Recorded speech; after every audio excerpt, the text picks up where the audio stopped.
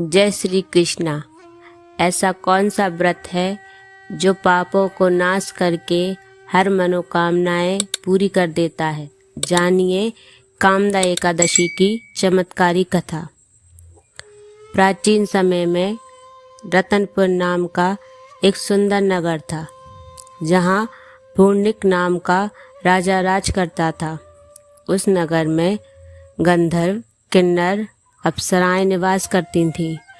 वहीं एक ललित नाम का गंधर्व रहता था और उसकी पत्नी का नाम ललिता था। दोनों एक दूसरे से अत्यंत प्रेम करते थे। एक दिन राजा के दरबार में संगीत और नृत्य का आयोजन हो रहा था। ललित भी वहाँ गा रहा था, लेकिन उसका मन अपनी पत्नी के प्रेम में इतना डूबा था कि उसका ध्यान बार बार भटक रहा था। इसी कारण उसका गायन ठीक से नहीं हो पाया।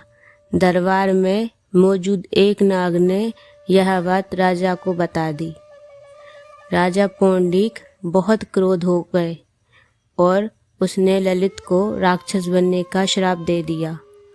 श्राप मिलते ही ललित एक भयानक राक्षस बन गया और जंगल में भटकने लगा।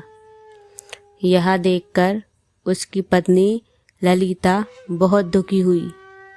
वह अपने पति को इस कष्ट से मुक्त करने के लिए उपाय ढूंढने लगी। भटकते भटकते वह एक दिन ऋषि श्रृंगी के आश्रम पहुंची। उसने ऋषि को प्रणाम किया और अपने पति की पूरी स्थिति बताई। ऋषि ने कहा, हे देवी, चैत्र मास के शुक्ल पक्ष की एकादशी को कामदा एकादशी कहते हैं। तुम इस व्रत को पूरी श्रद्धा और नियम से करो और उसका पुण्य अपने पति को अर्पित कर दो।